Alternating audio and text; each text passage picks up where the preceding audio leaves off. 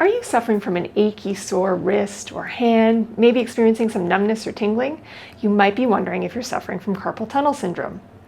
My name is Dr. Robin Armstrong. I'm a chiropractor at Willowbrook Chiropractic in Langley, and today I'm going to discuss all about carpal tunnel syndrome, what it is, what it might look or feel like if you're suffering from it, and what causes it, and what you can do about it. Now first, let's understand what the carpal tunnel is. So it is a tunnel on the underside of our wrist formed by the tendons of our finger muscles and the bones of our wrist, and there is a ligament that crosses over it. And through there is a tunnel that the median nerve runs through. So the median nerve is one of the nerves that exits our spine at the neck, goes through the muscles of the neck and the chest and armpit, down the arm, and then through the tunnel to the hand. And it controls the finger and hand muscles. Now, how do you know if you're suffering from carpal tunnel syndrome? So you might have pain or an achiness at the wrist itself or in the hand. You might be getting numbness or tingling in these three fingers. Those are the fingers that nerve goes to, the median nerve. And you might have a little bit of weakness with your grip.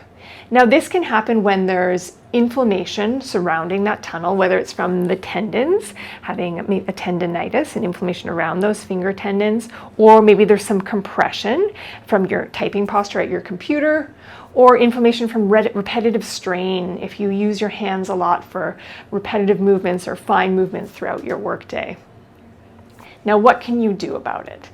So if you were to come to see us, we want to make sure that that median nerve is moving well all the way from the neck down through the arm, because sometimes you think you're having carpal tunnel syndrome, but it's actually the nerve getting caught somewhere along that train. So we want to make sure that we optimize the movement of the neck around the C5 area where the median nerve comes out. We want to make sure that the muscles at the front of the chest and through the armpit are not putting pressure on the nerve, and we want to look at the muscles of the forearm so that they're not pinching or putting pressure on the nerve. And then we're going to mobilize those bones of the wrist, make sure that they're moving well and not causing a dysfunction or a lack of space in there for the nerve.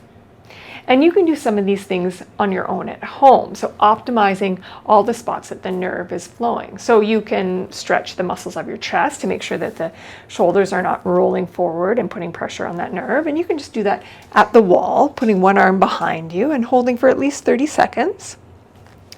You can also mobilize or floss the median nerve. So you would do that by raising your arm up to shoulder height and just let the shoulder drop a little bit. And then you're going to start by extending the wrist and letting the head tilt sideways towards that wrist. Then you would reverse it. You would flex the wrist up and then bend the elbow and then let the head tilt the opposite way. And you'd repeat that nice and slow, about 5 to 10 times. And so the idea is we want to get that nerve gliding through the entire pathway. You can also stretch the muscles of your forearm, and especially if you're doing repetitive tasks at the computer or other things through your workday, you want to do it throughout the day. So you're going to extend the wrist back behind you, putting a little bit of overpressure. Straight elbow is good as well, and hold that for at least 30 seconds. Now it's important that you make sure your workstation ergonomics are set up right, and we do have a video about that you can check out on our YouTube page. If you feel like you need some extra attention, that these stretches and this nerve flossing isn't doing it on its own, you can book online with us at willowbrookchiropractic.com. Carpal tunnel syndrome can be treated conservatively with some of the hands-on therapies that we do at our office.